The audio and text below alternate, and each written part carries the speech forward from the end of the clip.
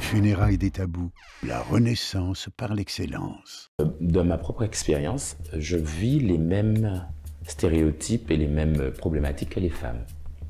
Puisque, on va dire dans l'imaginaire de l'homme blanc dominant hétérosexuel, nous sommes au rang du pan féminin de l'homme. Donc nous sommes dans la case femme et donc on a un dominant qui a les mêmes stéréotypes, les mêmes écarts de langage sexistes et on doit prouver notre talent.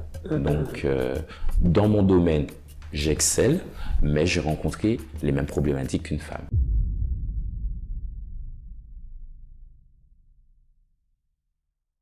Hotep, shalom, salam, bonjour à toutes et à tous. J'espère que vous vous portez au moins aussi bien qu'une gay pride entre les quatre murs de l'Élysée. Ou que la main d'Emmanuel Macron sur le torse d'un éphèbe antillais. Bienvenue dans votre émission, Les Funérailles des Tabous, qui, comme vous le savez, s'est donné pour mission de répondre semaine après semaine à l'injonction posée par France Fanon, à savoir participer à la renaissance de la communauté afro par l'excellence. Autrement dit, très loin de la victimisation passive et encore plus loin de l'émotion autodestructrice. C'est toujours un bonheur de vous retrouver. Nous comptons sur votre soutien quand vous likez, quand vous partagez, quand vous commentez de façon constructive, mais par-dessus tout, quand vous vous abonnez. La route est encore longue, comme vous le savez, mais c'est un carburant et nous ne cesserons d'avancer. Alors aujourd'hui, nous allons aborder une thématique ô combien à la fois d'actualité et sensible, comme vous allez pouvoir en attester, et que j'ai l'honneur d'accompagner, d'animer aux côtés du chef d'orchestre de la réalisation, Philippe Fabignon. Merci Herman pour cette présentation et encore une fois de plus, je me retrouve honoré d'être sur un plateau qui est déjà de qualité et qui va donner des échanges qui vont nous éclairer. À n'en pas douter. Ainsi que une journaliste globetrotter, animatrice, multicasquette, multitalent, Alicia Fall. Merci. Ravi d'être là aussi. Sois la bienvenue. Merci. Et avant de vous présenter comme il se doit les invités, comme de coutume, je vais planter le décor. Quiconque a déjà posé les yeux sur la voûte de la chapelle Sixtine a eu le cœur rempli d'admiration. Quiconque a déjà posé ses oreilles sur le discours de Martin Luther King à l'occasion de la marche en 63, I Have a Dream, a eu le cœur rempli d'admiration. Mais qui se souvient que derrière ces deux actes se trouve un homosexuel? Michel-Ange, Bayard Rustin. Et à bien y regarder, quand on regarde l'histoire de l'Occident, on s'aperçoit que les progrès civilisationnels ont eu, dans bien des cas, pour acteurs des homosexuels. Pour autant, quand on lit les textes religieux, les textes saints, cette orientation sexuelle est associée à l'abomination. Dans les faits, la maladie qui a ravagé les années 80, le sida, a été considérée comme la preuve de cette abomination. Au point où la moitié ou presque des pays de l'humanité voient d'un très mauvais œil encore sur le terrain juridique cette orientation sexuelle. Certains même lui faisant risquer la peine de mort. Résultat des courses, une question s'impose. L'homophobie au sein de la communauté afro est-elle le symptôme d'un sous-développement civilisationnel ou le rempart d'une décadence morale? Sacrée question, non? Eh bien, qui de mieux que pour la traiter qu'un représentant, en tout cas, c'est comme ça que je le présente, mais il fera mieux que moi, Steven, sois le bienvenu. Merci de l'invitation. Représentant de quoi? Ah, justement, tu vas nous le dire. Et Christopher, le psychologue. Merci. Bonjour à toutes et à tous et merci pour l'invitation. Très bien. Alors, Steven, je vais te poser d'abord une question qui va tout englober avant de rentrer dans les détails de ton parcours individuel. Selon toi, Dieu est-il homophobe? Cette question est très pertinente. Me concernant, je suis spirituel. Je ne me définis pas comme religieux, puisqu'on sait qu'au nom de la religion, l'homme a fait les plus grands méfaits. Donc je dirais que selon leur texte, on nous dit soyons aimants, aimons les uns les autres. Donc je pense qu'il est aimant, Dieu d'amour, et qu'il aime tous ses enfants. Donc Dieu, pour toi, n'est pas homophobe. Non. Au moins, ça, c'est dit, ça, c'est clair. Alors, avant maintenant de rentrer dans ces considérations politico-religieuses, est-ce que tu peux nous parler brièvement de ton parcours Bon, j'enfonce une porte ouverte en disant, je parle sous ton contrôle, qu'on ne devient pas homosexuel, on vient au monde en étant homosexuel. Donc je vais me présenter tout d'abord. Steven James Zamor, fondateur d'une agence de mannequins noirs et métis, Your Angel Models, basée aux Antilles, et qui propulse des beautés noires à l'international. Donc, pour revenir à cette question, quand vous êtes découvert hétéro, vous n'êtes pas demandé si je deviens hétéro ou pas. On est d'accord. Donc, je ne vois pas pourquoi, sur la casquette homosexuelle, déjà, homosexuel, ça me dérange.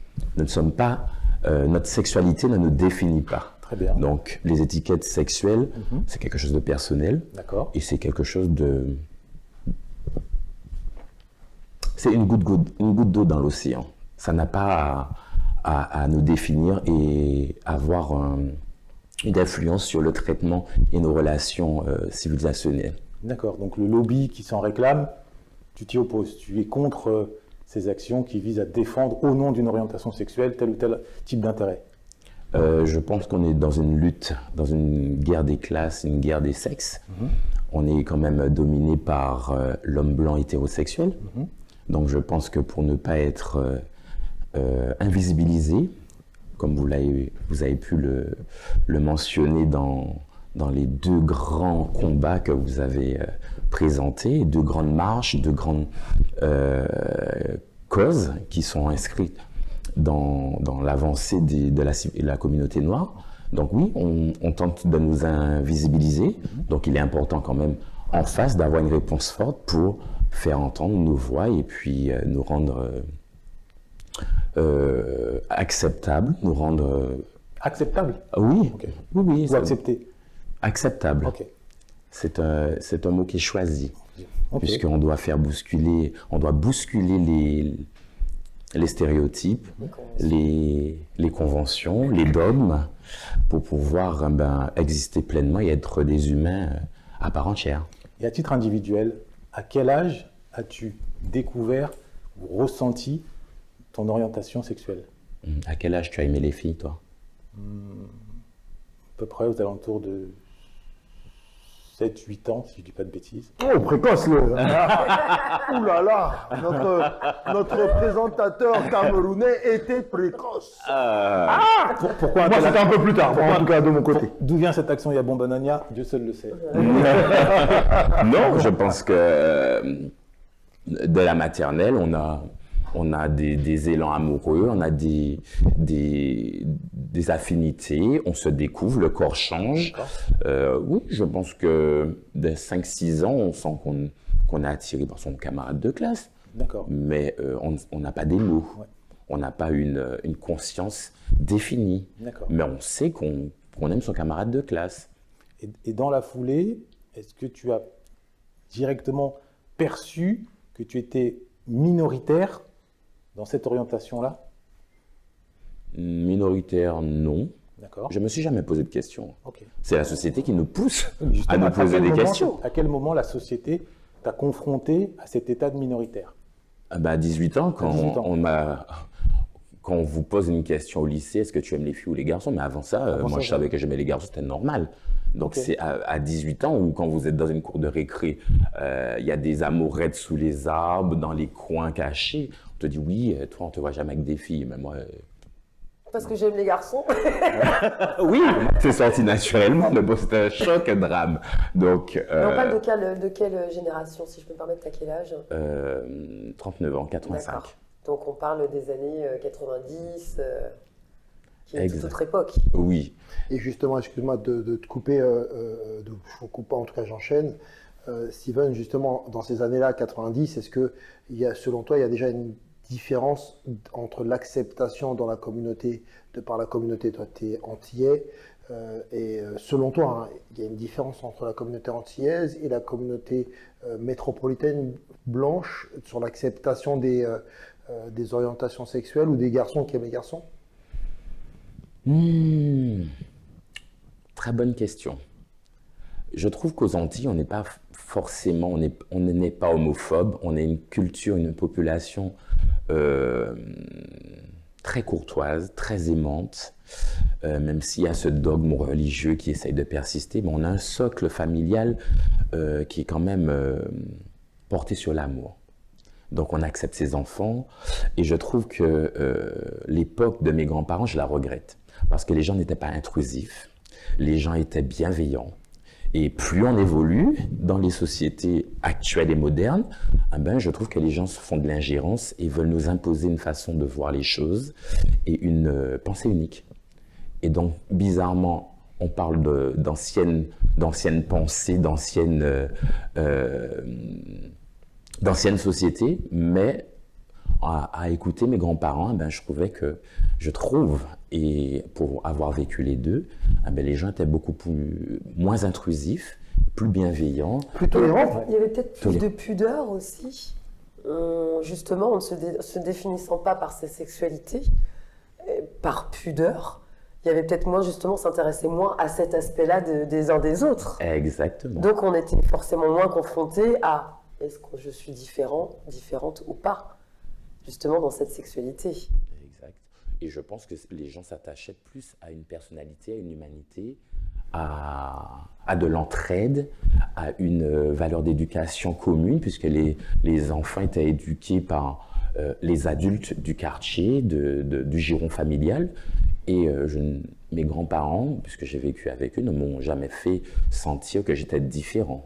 Donc, je n'ai pas vécu de pression dans la société antillaise, mais en grandissant également avec la modernité, j'ai senti beaucoup plus de pression parce que à un moment donné, on nous demande de nous définir, de mettre à plein jour nos choix de cœur. Donc au sein de ta famille, tu n'as jamais eu à faire ce qu'on appelle le coming out. J'ai dû faire un coming out parce que c'est venu de l'extérieur. De l'extérieur, d'accord. De la pression de l'extérieur pour demander à mes parents que je ne me définisse. Et alors, comment a été reçu? Avec surprise ou avec banalité? Avec surprise, mais c'était quelque chose qui était, je pense qu'une mère connaît son enfant. Et je pense que... Et ton père? Comment? Ton père? Je ne vis pas avec mon père, je vis avec ma mère. D'accord. Et tu n'as jamais connu? Oui, je l'ai connu. Okay. Mais ça ne... Lui a-t-il accepté? Voilà, c'est la question. Parce que souvent, c'est essentiellement les hommes qui font preuve d'homophobie. Comment? Est-ce que ça a été un sujet ou pas, justement? Non, ça n'a pas été un sujet. Ça a été un sujet avec mon grand-père, mais bon, je pense que l'amour dépasse tout. C'est surtout ça. C'est que quand on aime ses enfants, on les accepte tels qu'ils sont. On ne fait pas des enfants pour soi, ni pour projeter un plan de carrière sur eux. Donc, l'homme s'est extirpé du règne animal, mais bon, la procréation, c'est pour perpétuer une lignée, c'est tout. En parlant de professionnel, comment ça se passe, justement, dans le milieu professionnel? Est-ce que c'est quelque chose qu'on te fait ressentir de façon positive ou négative? Tiens, c'est très bien. Il y a souvent des préjugés et stéréotypes qui disent que effectivement les homosexuels sont quand même beaucoup plus doués dans les domaines féminins, dits féminins, c'est-à-dire effectivement la mode. Est-ce que est-ce que tu as été confronté à ça? Est-ce que tu trouves que c'est positif, négatif? Qu'est-ce que tu ressens par rapport à ça? De ma propre expérience, je vis les mêmes stéréotypes et les mêmes problématiques que les femmes.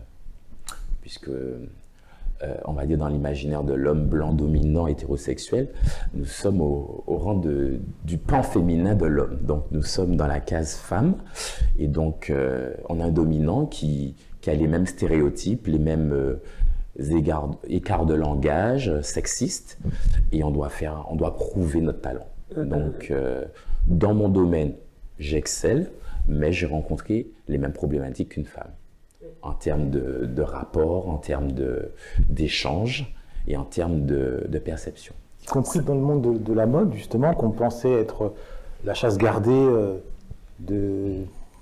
va dire des homos ou Mais qui sont les financiers de la mode? D'accord. Je pense, Ce sont les hommes blancs. les certains Donc- sont homo et revendiqués comme tels. Oui, mais chez les avocats, il y a des homos. C'est ce que je dis. Donc, non, mais la mode est dirigée par des financeurs blancs hétérosexuels. Hétérosexuels, d'accord. Donc, on va dire que dans tous les rangs stratégiques Oui. et de direction, vous avez cette ligne directrice. D'accord. Donc, en tant qu'homme noir gay, oui, vous êtes bien à la création, vous êtes bien vu à la tendance, et dès qu'il y a une croissance à 2 chiffres, c'est excellent.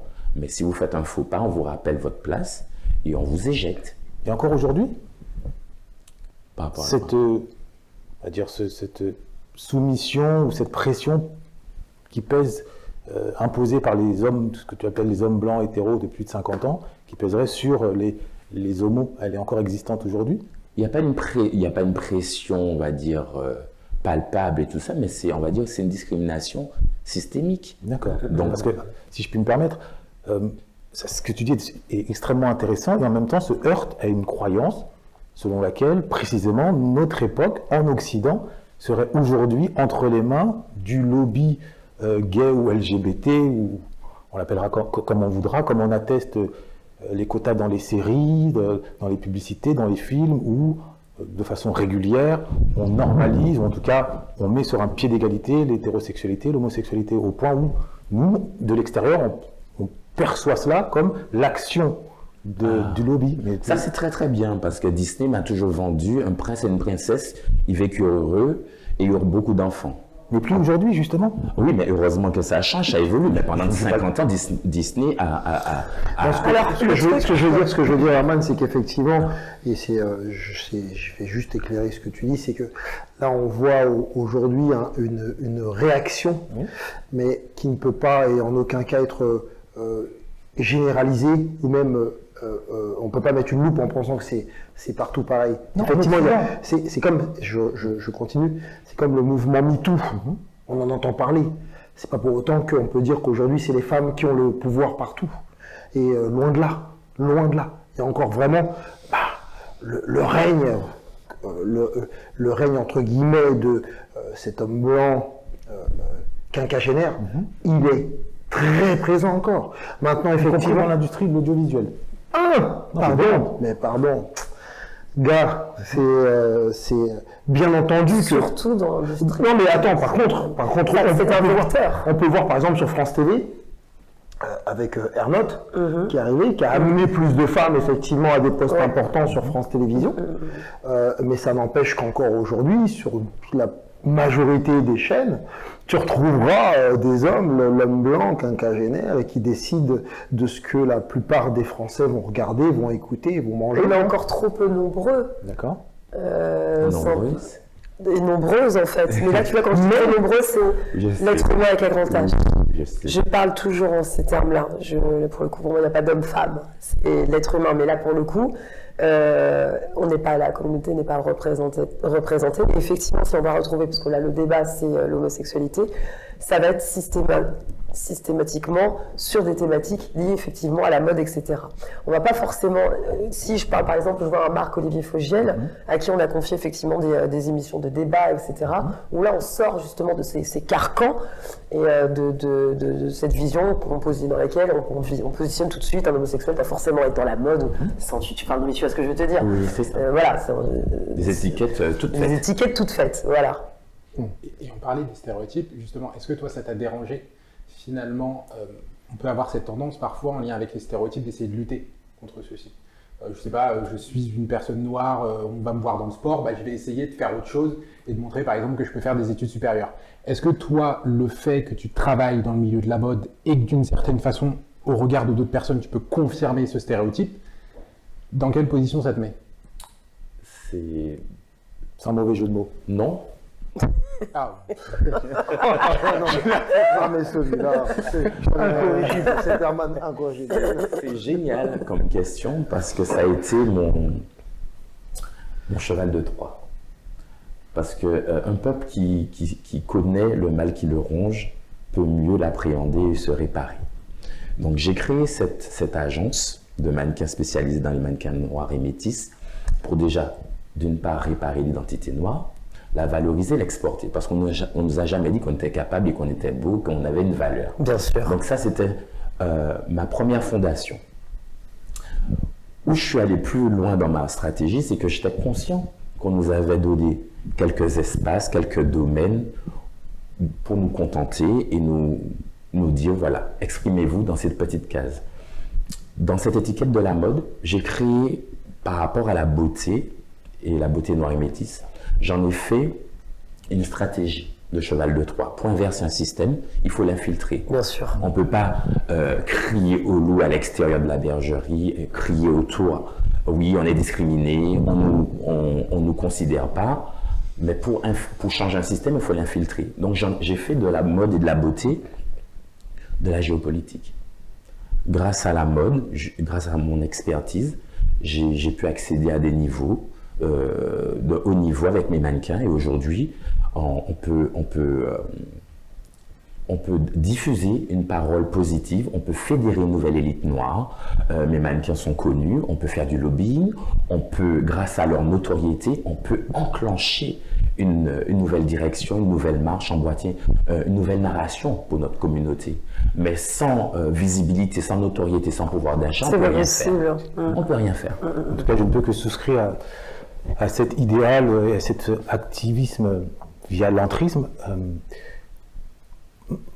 Si, par exemple, un soir, avec des amis, tu sors du restaurant, vous êtes dans une ambiance festive, et vous tombez sur deux personnes qui se battent.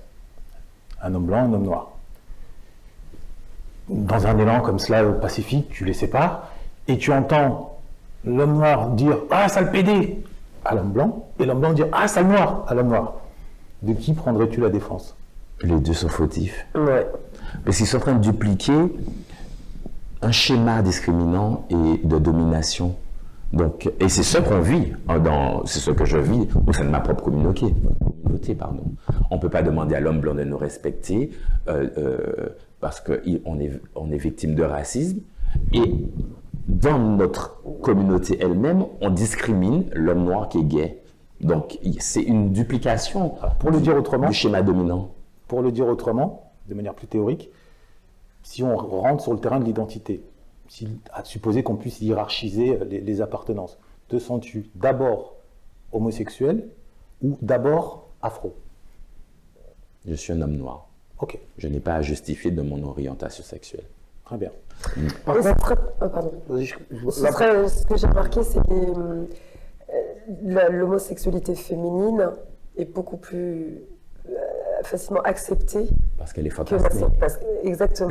Mais c'est quand même paradoxal, hein, in fine. Je trouve. ouais, alors, si je peux, moi, ça, dire, c'est évident.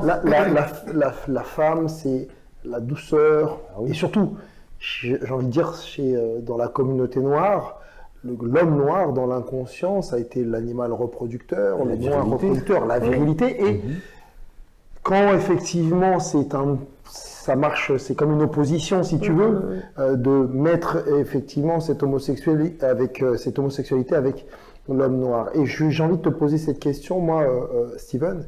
Est-ce que tu ne penses pas, justement, en parlant de cet homme blanc qui dirige, de quinquagénaire, qu'il a utilisé parfois la communauté homosexuelle noire pour la mettre d'abord en avant, comme si dans des émissions, dans plein d'émissions, Pour discréditer un peu, pour dévaloriser la communauté in fine. absolument, Ouais. c'est une question, hein, c'est juste une question. Est-ce que ça n'a pas...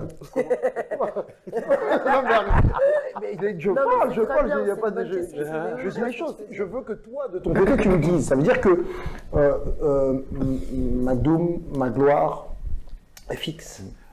Tous ces gens qui étaient mis en avant dans des émissions de télé-réalité, que je respecte en soi, mais est-ce qu'ils n'ont pas été utilisés, si tu veux, pour aller détruire un stéréotype ou pour en fait cette espèce de guerre entre l'homme blanc que livre l'homme blanc vis-à-vis de l'homme noir? Est-ce que l'homosexuel noir n'a pas été utilisé pour être mis en avant et détruire cet homme Non, noir, pas cette du virilité tout. d'homme Tu noir? nous cites que 3 noms alors qu'il y a plein de noirs qui ont excellé. Pourquoi se cantonner sur la télé-réalité? On a eu plein d'artistes Tu as noirs des qui noms étaient des visibles. hommes noirs qui ont été mis en avant par les médias en France? Il y a eu Omar Sy, il y a eu Du Harry Sonia Roselmack Rolland, dans il y les... a Harry Roselmack. Je pense que le buzz des téléréalités fait qu'on se dit qu'ils sont beaucoup plus visibles, mais on a des Christine Aron, on a des Marie-Jo. Ah, les hommes. Comment? Parmi les hommes. On a David Trezeguet, on a Lilian Thuram, on a plein d'exemples qui ont été très visibles. Mais le fait qu'ils soient hyper médiatisés par la télé-réalité, les gens se cantonnent. C'est la haine qui fait qu'ils se cantonnent à eux. Hein. D'accord. D'accord. Non, je voulais Mais il y a avoir- eu plein de visages noirs médiatisés, mais il y a eu ça a teasé la haine et l'homophobie dans notre propre communauté, en se disant oui, ce sont eux seulement qu'on voit, non. Il y avait de la place pour tout le monde, et tout le monde était visible. Non, je veux juste- C'est ce qu'il dit justement, que ça a été La question, elle est, est-ce qu'il n'y a pas une utilisation? Par exemple, je vais parler de moi, de mon côté à moi. Je pense que quand Jacques Chirac dit il va falloir mettre des quotas on dit la minorité visible pour nous définir, ils prennent Harry Roselmack, ils en prennent un ou deux pour nous calmer. Pour dire, voilà, regardez, vous les voyez. Donc, il y a une utilisation, moi je le dis clairement, une utilisation, par contre, de l'homme ou la femme noire, pour à un moment donné dire, ouais, les gars, on vous voit déjà en télé, soyez déjà contents. Et moi, de ton côté à toi, il n'y a aucune, je te dis, c'est sans aucune mauvaise pensée derrière. C'est simplement se dire, est-ce que selon toi, il n'y a pas eu une utilisation, une manipulation, une manigance par rapport à cela? Non, je pense que ça a été fait maladroitement. Puisqu'il y avait un besoin de représentativité, mais on a eu des profils qui collaient au job. Il y a eu ça aussi. Ouais. Moi, je suis plutôt d'accord, parce que tous les deux, on travaille dans les médias depuis de nombreuses années. Je rejoins Philippe parce que, bon, en tout cas, c'est le sentiment que j'ai de ma lucarne, effectivement, que la communauté a toujours été utilisée, effectivement, mais pour des idées bien précises, d'orientation de pensée. Et de vision après de la société sur notre communauté. Et c'est vrai que je trouve que nous avons, et vous êtes, je dis vous parce que tu es un homme homosexuel, été utilisés, pour moi, quelque part, d'une façon à discréditer la communauté. Et c'est la discrimination qui discrimine, parce que c'est pas parce qu'on est homosexuel mais en mettant des profils types, effectivement, comme épée à son âme à FX ou des choses comme ça, avec des personnalités qui sont un peu hors normes, hors du commun, complètement atypiques, etc., comme si c'était représentatif justement de toute la communauté noire homosexuelle. Il y a des noirs homosexuels qui ne sont pas forcément voilà, ou dans l'hyper-féminisation, etc. Et je trouve que c'est là où en fait je suis d'accord avec lui, que ça a été utilisé un petit peu comme pour discréditer à la fois la communauté homosexuelle et la communauté noire, en fait. Mais d'où viennent ces profils? Ce sont des petites sœurs de la cage aux folles. Hein. Oui, mais c'est ça. Donc, la cage aux folles, autant a fait bousculer à son époque les mentalités, le questionnement, mais autant la cage aux folles À caricaturer. Et créé des Et dommages. marginaliser. Donc, mais c'est moi, j'ai- hyper ancré dans... Ouais, mais on avait quand même, on était encore clairement sous le règne, entre guillemets, de l'homme occidental blanc. Bon, bah là, oui, On oui, on est encore. Je te parle au moment de la cage. Non, mais au moment de la cage aux folles, au moment où ça sort, parce que moi, c'est un peu ma génération. Mais c'est clairement, oui, on se montre, mais on sait qu'il y a un contrôle total de l'homme blanc. Aujourd'hui, je te dis, c'est pas pour jeter la pierre sur qui que ce soit, c'est simplement se rendre compte d'une certaine réalité. Et aujourd'hui, c'est pareil, j'ai l'impression, et peut-être à tort, c'est peut-être mon souci. Karine Le Marchand, d'autres encore, j'étais avec la femme de Lilian Thuram au téléphone, Karine Guioc, que j'invite et qui va bientôt venir à l'émission, et que des funérailles, je l'espère, des funérailles des tabous. Mais j'ai presque aussi parfois l'impression que bon, bah, on nous met un Harry Roselmack, bon, il y en a aussi, tu les connais, les présentateurs JT, un ou trois, gros max, on met plus de femmes, c'est plus doux, c'est plus cool, c'est plus... Ah non, ah lui, avant, mais bon, pourtant je bosse avec eux, hein, mais j'ai cru entendre que sur certaines chaînes de télé, il y a quelques années, même pour un micro-trottoir, on refusait, dans les rédactions, que ça soit fait, qu'on voit des hommes noirs qui parlent en micro-trottoir, qu'on interroge. Bonjour monsieur, vous êtes sur les rues des Champs-Élysées, cette glace, est-ce que vous l'aimez bien? Si c'est un homme noir qui répondait, zou, à la poubelle. Voilà. Oui, mais j'aimerais rebondir sur ces deux questions, sur l'instrumentalisation, en tout cas hypothétique, de l'image féminisée, ultra-féminisée de l'homme noir en vue éventuellement. Donc l'hypothèse, c'est soit de nous humilier, de montrer que voilà, finalement, on est plus féminin que guerrier. Moi, j'aimerais mettre en avant peut-être une autre hypothèse. Est-ce que ce ne serait pas aussi comme une forme de remède ou de solution à l'hyper-virilité qui se caractérise par la Kaira-attitude, par cette hyper-violence que l'homme noir incarnerait? Ça a été le cas aux États-Unis, les hommes noirs des ghettos, on les appelle les super-prédateurs, c'est le cas en France. Donc cette image du noir gorille impulsif qu'il n'arrive pas à se maîtriser parce qu'il a trop de testostérone, parce qu'il fait trop de pompes, parce qu'il pense qu'à faire de la boxe, est-ce que justement le fait de mettre en avant des hommes beaucoup plus féminins, c'est pas pour atténuer auprès des prochaines générations, vu que, entre guillemets, nous-mêmes, on n'est pas capable de se maîtriser, eh bien cet idéal-là? Moi, j'ai pas du tout ce sentiment. C'est vrai? Non, pas du tout. Dans quel sens? Mais vas-y. Argument zéro. Non, mais honnêtement, j'ai pas du tout ce sentiment. Non, j'ai pas l'impression que c'est utilisé pour nous. Non, pas du tout. Peut-être que j'ai un esprit mal placé ou. Parce que je te prends un En tout exemple. cas, j'y vois pas forcément de bienveillance.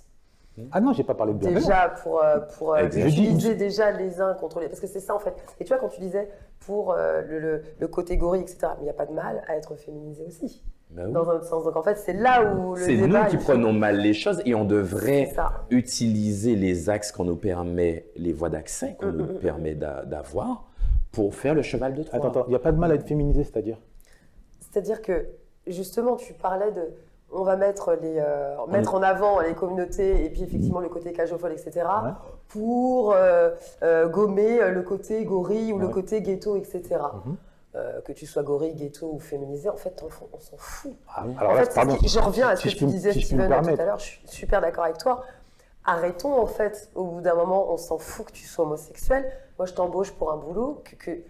Ce que tu fais avec tes fesses, pour moi, ne va pas, et je pense pour quelqu'un, tout être qui est de bon sens, ne va pas interférer sur tes compétences et tes capacités professionnelles. Alors- Donc, à partir du moment où on pose ces questions-là, Ouais. on fout les pieds dans le plat Alors, direct. si, en si fait. je puis me permettre, c'est pour ça que là, on est, à mon sens, sur l'un des cœurs du sujet. Parce qu'il faut quand même délimiter les notions, la féminisation. Féminiser un homme, qu'est-ce que ça signifie? C'est pas uniquement orienter, entre guillemets, ses goûts sexuels. La féminisation, ça a aussi La des effets. métrosexualité, les crèmes, les machins. Pas que l'aspect esthétique, il y a aussi une dimension psychologique. La colonisation ou l'esclavage, c'est la dévirilisation. Féminiser un homme, c'est l'empêcher d'avoir des ressorts de réaction, de volonté de puissance face à des défis. C'est le réduire à un être qui subit, qui pleure. Oh, mais c'est plutôt- pas... Non, c'est pas les femmes. Là, oh là là, tu vas loin. Attends, là, tu vas loin. Là, ce que tu me racontes, là, c'était rendre D'ailleurs, on les appelait les biens masculins. meubles. On les appelait les biens meubles. On sait pas, une femme n'est pas un meuble. Non, on parle- Jusqu'à preuve du contraire. Non, j'ai pas dit Quand la tu me femme, parles- j'ai dit la féminisation de l'homme. Alors même la féminisation, moi je pense Ouais. que c'est le côté, moi c'est rendre animal, c'était rendre rien, c'est annihiler complètement. L'humanité. C'était Déshumanisme. le rendre rien. De le rendre impuissant. Moi, je Non. parlerais plus Non. donc on Bah avait si, parlé dans parce- l'émission précédente, d'une hypersexualisation, en revanche. Ouais. Oui, et c'est ce dont se délecte l'homme. On l'a hypersexualisé, C'est ça. comme la femme noire qui est idéalisée, comme la diablesse envoûteuse, qui est croqueuse d'hommes, qui va détourner les hommes comme une sirène. Et l'homme reproducteur, l'étalon, l'homme noir, oui, l'homme noir s'en vante et se contente de cet espace qu'on lui a octroyé, mais c'est laissé convaincre qu'il est que ça, Ça, et on que est- c'est sa force. Et c'est là que l'homme gay noir devient son talon d'Achille. Parce qu'il s'est persuadé qu'il est l'étalon noir reproducteur et hyper viril. Et nous, on vient casser cette seule Cet bouée idéal. de secours que l'homme blanc lui a octroyé. Il a reconnu pour cette force. Ok. Alors, tout autre sujet sans transition aucune, plus ou moins. On va essayer de poser un focus sur l'actualité africaine. Tu es certainement au courant que le Burundi, notamment, a pris des positions assez fortes, qualifiées à l'échelle internationale, en tout cas occidentale, d'homophobes. Quel regard portes-tu sur cette, on peut dire, homophobie d'État qui gagne un certain nombre de pays sur le continent? Très belle question. Moi, j'aurais aimé savoir où sont leurs enfants gays, à ceux qui pondent ces lois. Parce qu'il me semble que quand ils ont des enfants gays dans leur fratrie, ils les exilent à l'étranger, avec de bons conforts. Donc, pour moi, c'est de l'opportunisme politique. D'accord, du populisme. Oui, c'est de Flatter les l'opportunisme. bas instincts. C'est de l'opportunisme politique. On va dans le courant de sa population pour garantir sa réélection, Pourtant, ils ont plein de dossiers à régler, hein, pauvreté, accès à la propriété et tout ça. Mais à chaque fois, c'est que l'étiquette de l'homosexualité qui est agitée. C'est le bouc émissaire idéal pour Oui, c'est le bouc détourner. Pour émissaire détourner idéal. des vrais, Mais des vrais oui, mais ils sujets. ne parlent pas des mallettes d'argent qu'ils se font, qu'ils empochent, et alors que leur population est très pauvre. Donc, il y avait un besoin immédiat de créer une loi contre l'homosexualité alors que ton pays vide avec 1 ou 2 dollars par mois. Non, c'est quand même un peu poussé. Mais par contre, j'aurais bien aimé savoir où sont leurs enfants qui sont gays. Parce que personne ne me dira qu'il n'y a aucune famille avec des gays. Ça n'existe pas. Après, si je Vous en avez, vous, mais c'est une bonne question. Non, si je Vous dois en avez, vous non, si je dois me permettre d'être, Oui, si tu en as, toi si je dois me permettre d'être très précis. Il faut répondre. As-tu des Bah, gays non, dans ta tu famille? me réponds. Tu as des homosexuels dans ta famille? Pas à ma connaissance. D'accord. C'est pour ça que- Et c'est toi pour ça que Pas à je ma pr- connaissance. c'est pour ça que je précise. Voilà. Si je puis me permettre, je me dois d'être quand même précis. Ce n'est pas l'homosexualité en tant que telle qui est diabolisée. C'est, entre guillemets, la propagande, en tout cas c'est comme ça que c'est présenté, hein, LGBT qui vise à, entre guillemets, normaliser au même titre que l'hétérosexualité, l'homosexualité qui est en cause. Donc, en gros, si je m'affirme dans leur rue avec mon loup, Voilà, c'est ça. En gestuelle, gros, pas de donc déprime. je suis une propagande à moi seul. En revanche, il y a un truc que je vais te dire, un truc qui me rebute Oui. totalement. C'est, j'adore la fête, donc les gay pride et tout, il n'y a pas de souci. Maintenant, je trouve qu'il y a des débordements qu'on retrouve dans les communautés homosexuelles, dans ces manifestations. Il y a des enfants. Et quand tu vois donc tout vêtu de cuir, etc., se faire prendre, disons les choses clairement, le derrière en plein jour dans la rue parce que c'est une manifestation, etc. Moi, ça, je l'ai vu. Et là, pour le coup, pour moi, là, on déborde, là, on dépasse les limites. Et que ce soit des hétéros, que ce soit... Mais c'est quand même plus commun on retrouve ce type de comportement dans les communautés gays, dans ces types de manifestations, donc gay pride, etc. Et qu'en fait, il y a une espèce de... C'est complètement désinhibé et il n'y a même plus de... Moi, il y a des enfants quand même. Donc même moi, en tant qu'hétéro, peu importe, on s'en fout. Pour moi, il y a un minimum de respect, si tu veux. Et là où de respect, de pudeur, quand tu sais que tu es dans une manifestation publique, qu'il y a des enfants et qui s'adonnent à des gestes obscènes, des attitudes qui sont complètement déplacées. Pour moi, il y a un manque d'empathie totale, en fait. Et Tu es d'accord avec ça? Je Avec sais cette pas si tu vois lecture-là? ce que je veux dire. Oui, moi je ne suis pas d'accord avec tout ce qui se fait, mais c'est quand même une minorité qui se sent oppressée. Et donc, dans toute communauté oppressée, il y a des débordements, et il y a des surréactions et des surexpositions et des actes disproportionnés par rapport à l'importance de la pression. Christopher, j'aimerais bien avoir Bah, il y a plusieurs choses qui ont été évoquées. Déjà, ce qui entend, c'est que l'impact des stéréotypes de genre. Finalement, il y a une représentation de qu'est-ce que doit être un homme, de qu'est-ce que doit être une femme. Et si un homme ne rentre pas dans ce schéma que l'on a en tête, ça pose problème. Si une femme ne rentre pas dans ce schéma qu'on a en tête, ça pose problème. C'est un peu ce qui est renvoyé avec cette hyper-féminisation des hommes. Finalement, on peut se poser la question de qu'est-ce que c'est, finalement, et de qu'est-ce qu'un homme, finalement. Et selon toi? Je sais pas, finalement. Ok. Parce que dans les travaux de... Tu ne sais pas ce qu'un homme. Non, mais ça, c'est de la sociologie, finalement. C'est de se dire que et là, je pense que certaines personnes ne seront pas d'accord, il y a une construction du genre. Il y a une construction de ce que doit être un homme et de ce que doit être une femme. Donc il n'existe pas une nature, selon toi, masculine. Justement, construction. ça c'est très intéressant parce que même les travaux d'historiens remettent en question ce mythe de l'homme dans les cavernes préhistoriques qui allait chasser et la femme qui est restée et qui faisait de la cueillette finalement. C'est de se dire qu'on interprète les choses avec notre prisme actuel. Oui, mais aux quatre coins du monde, pardon, mais les guerres aux quatre coins du monde, les empires aux quatre coins du monde, à quelques exceptions près, ont été menés par des hommes. Le taux de testostérone chez l'homme est 10 fois supérieur à la femme. Et qu'est-ce que ça veut dire? Le taux de testostérone? Non, mais plutôt le fait que les hommes ont fait la guerre, je comprends ça pas, veut dire le lien. où tu veux en venir. Qu'est-ce que ça veut dire? Ça signifie que le déterminisme biologique se caractérise ensuite par un comportementalisme, par des actions, notamment dans le rapport au risque. Il y a des armées de femmes. C'est bien ce que j'ai dit, à part quelques exceptions, mais Ouais, il y avait- si c'est vrai que- demain, pardonnez-moi, par exemple, si on met... On préserve la femme parce qu'on a besoin de son utérus pour procréer. D'accord, pour vous, Oui, en termes si on les envoie en chair à canon, comment la civilisation peut se perpétuer? Bah, c'était exactement la question que j'allais te poser. Je me fais l'avocat du diable. Tu réponds quoi quand on dit mais comment l'être humain peut perdurer? C'est effectivement l'être humain était composé que d'homosexuels. Étant donné que on va partir sur la genèse humaine et on ne parle pas de religion. Parlons de genèse de bon sens, selon moi. Un homme, une femme. C'est ce qui a permis la survie de l'espèce, la procréation, etc. Qu'est-ce que tu réponds aux gens qui te diraient, par exemple, c'est contre nature? Je me fais l'avocat du diable, hein, je fais exprès, je te pose la question. Qu'est-ce que tu dirais aux gens? C'est contre Qu'est-ce que t'as nature. envie de Est-ce leur que dire? je suis chimiste ou laborantin et je suis allé en moi changer un ADN ou non, c'est pas contre nature. Non, en gros, deux hommes peuvent faire d'enfants. Je peux finir ma théorie. Pardon. Non, mais c'est le sens de contre-nature. que Mais je te posais. j'argumente. Et Je ne donc, suis pas chimiste, je ne suis pas biologiste et je suis allé en moi changer quelque chose. Donc c'est l'évolution humaine qui a fait qu'il y a eu 3 combinaisons. C'est pas toutes les femmes qui ont envie d'un pénis dans leur vagin. On est d'accord.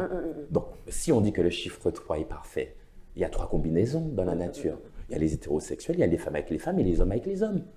Et c'est pas toutes les femmes ou tous les hommes qui ont envie Ça, c'est un très bel argument, ça. Le 3, le chiffre parfait. Non, c'est un bon argument. Et il y a 3 combinaisons. Après, il y a les intersexualités. Après, on peut développer. Et parce que la philosophie, je suis friand de débats et de présentations universitaires. Donc, j'ai exploré tous ces champs intersexes, intersexualité, non-binaire, non-genré. qu'est-ce que tu en penses justement? C'est très bien ce que tu dis par rapport au fait non-binaire, non-genré, et qu'on demande à des enfants de 5 ans, d'ores et déjà, de savoir s'ils sont féminins ou masculins. Qu'est-ce que tu penses de ça? On le sait, au fond de soi. Dès qu'on est jeune, on le sait. Mais est-ce que tu trouves normal que des adultes amènent l'enfant à se poser déjà ces questions? Ne devrions-nous pas laisser les enfants? C'est comme le premier bisou, c'est comme, tu vois, les cours de sexualité. Moi, il y a des choses qui me font sortir de mes gonds au plus haut point. Laissons l'enfant être un enfant. Alors, découvrir t'as sa fait sexualité. l'avocat du diable, je vais faire l'avocat de l'accusé. Ouais. Non, mais tu vois mais ce que je veux c'est dire. pas dans un autre sens, et je vais aller du côté de Steven. Il te parlait des films Disney. Nos enfants, Sont formatés. des tout petits, Exactement. attends, des tout petits, de façon Ah, insidieuse, Oui. de façon insidieuse, on leur dit, dans tous les cas, il faudra un prince charmant et une princesse, et ils auront de beaux enfants. Donc aussi, complètement d'accord avec on toi. inculque, tu vois, directement. Maintenant, c'est vrai que via l'ordre établi, il y a quelque chose qu'on nous a mis en place et qu'on est en train de déconstruire. Ouais, ça fait mal. Ah ouais, c'est vrai qu'on le nous... pire. c'est- T'as évoqué ça- Disney, tu dis je suis content, machin, quand on a eu la princesse et la grenouille, c'est la première fois qu'on voyait une ça se princesse noire. Ah ouais. Elle est humaine, 10 10 minutes minutes, au oui. début, À 5 tout- minutes au début, 5 minutes à à la tout fin. casser, ouais. Disney, je peux pas les blairer. On est vraiment dans la propagande, que ce soit tout, le côté princesse, et puis voilà, enfin, pour moi c'est du grand n'importe quoi et totalement dangereux pour Mais les enfants. imagine-moi devant Moi, ma télé à 5-6 ans, je regarde du Disney, on me montre une blonde avec un prince charmant brun, ils s'embrassent et je vois que ça. J'en en bouffe Bah oui. jusqu'à mes 15-16 ans. c'est Donc, pour ça que j'en rencontre pas de Disney. c'est quelque chose qui te dit que tu es anormal. Et c'est Oui, ça je intéressant. comprends, mais là, en fait, avec... la question que je posais tout à l'heure, là, Oui. là, je parle de l'éducation et de comment, in fine, l'être humain évolue. Mais Donc, c'est quand bien on qu'il y ait ce arrive dans les levier écoles- en Quand on arrive dans les parallèle. écoles, on leur demande déjà d'avoir la possibilité de choisir s'ils sont un garçon ou une fille. Pas Je trouve forcément que c'est choisir. Très prématuré. D'aller au fond de leur ressenti, d'être honnête et de pouvoir le Mais verbaliser. pourquoi leur poser la pourquoi Mais leur bien poser sûr, la parce que je question le à si jeune sentais. âge? Quand j'avais 5-6 ans, je sentais que je n'étais pas comme mes cousins.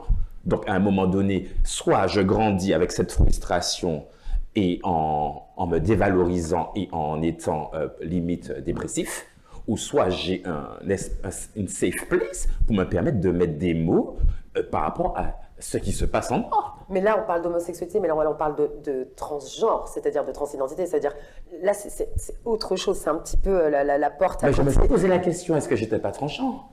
Puisque j'aimais les garçons et on me dit qu'il faut que le garçon embrasse une fille. D'accord. Et tout à l'heure, tu parlais du côté naturel, et ça, c'est souvent l'argument de l'homosexualité, c'est pas naturel. Qu'est-ce que ça veut dire naturel? C'est que c'est présent dans la nature.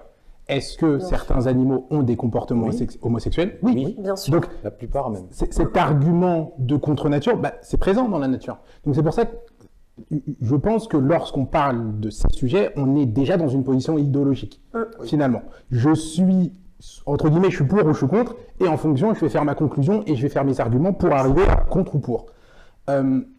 Ces histoires aussi, parce qu'on en a beaucoup parlé des associations qui allaient dans les écoles pour faire un petit peu de lobby de tout ça.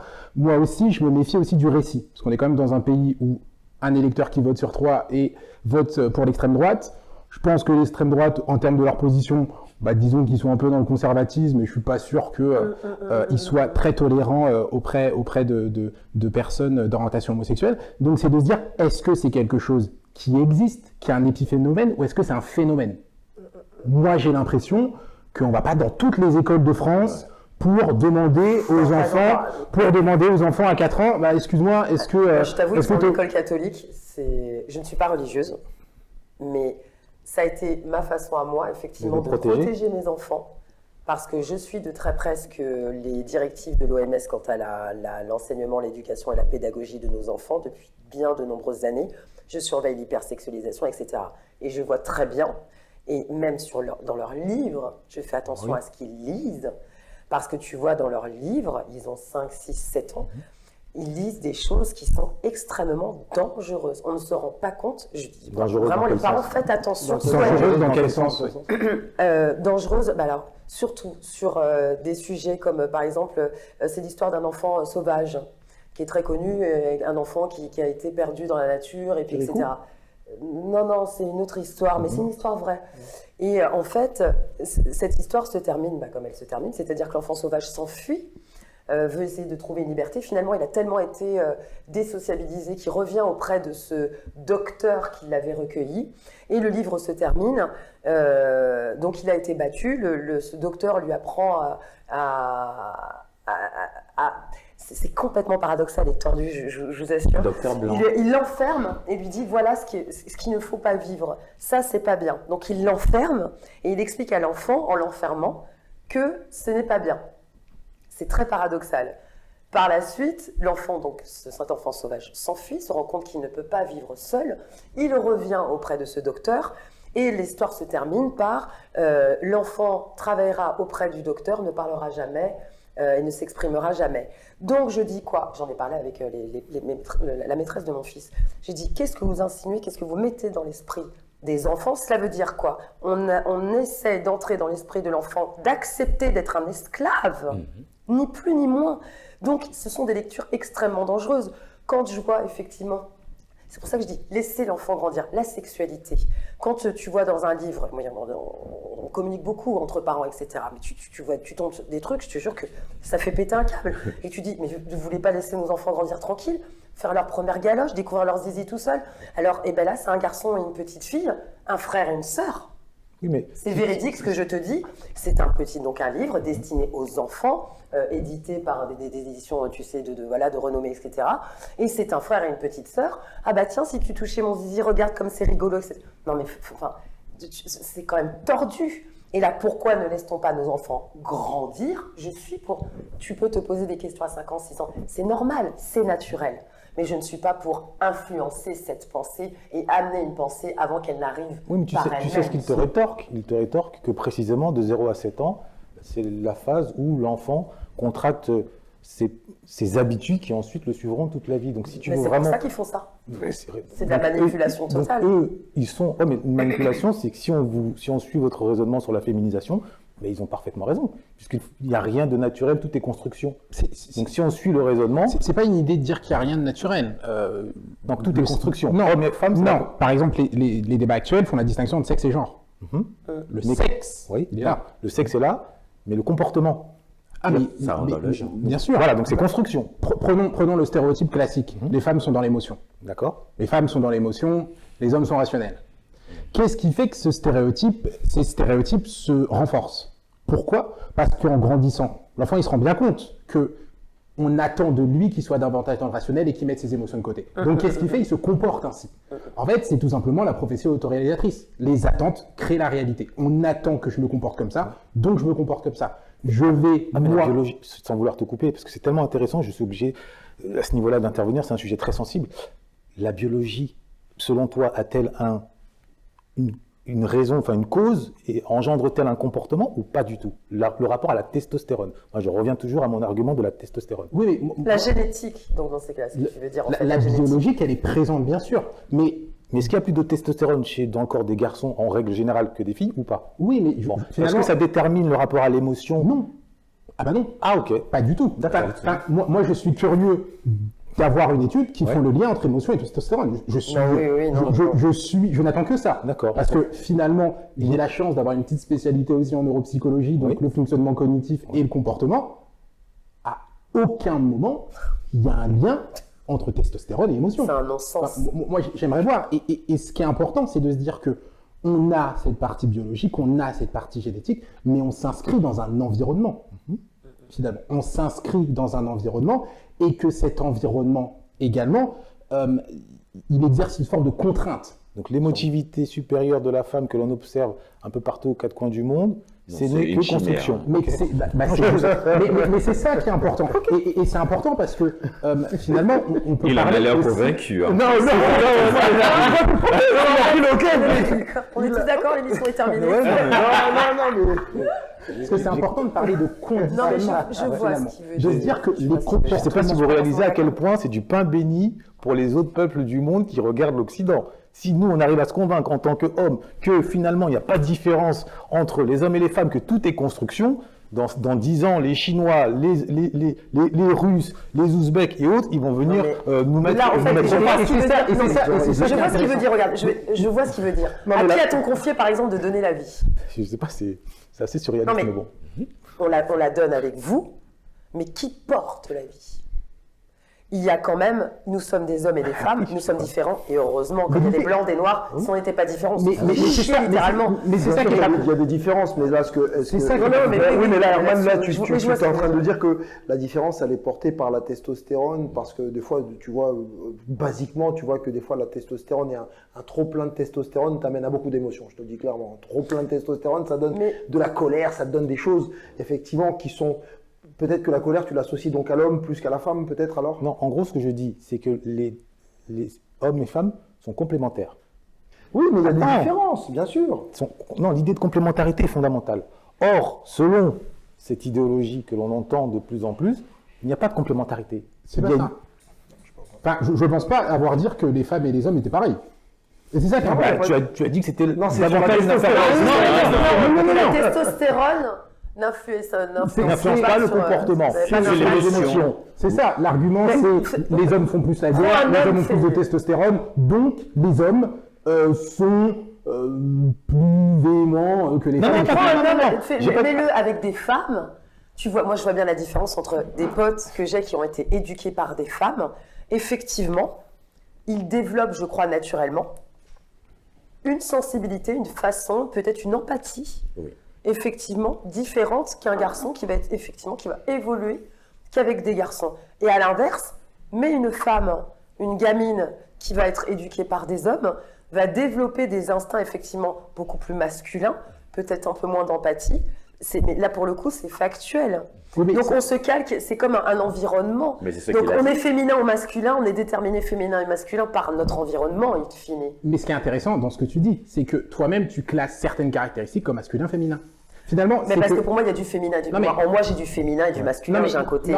non, mais bien sûr, mais de se dire que là, actuellement, on classe un certain nombre de choses en masculin, féminin. Pourquoi pas? Mais on aurait pu imaginer, finalement, que ça aurait pu être tout autre.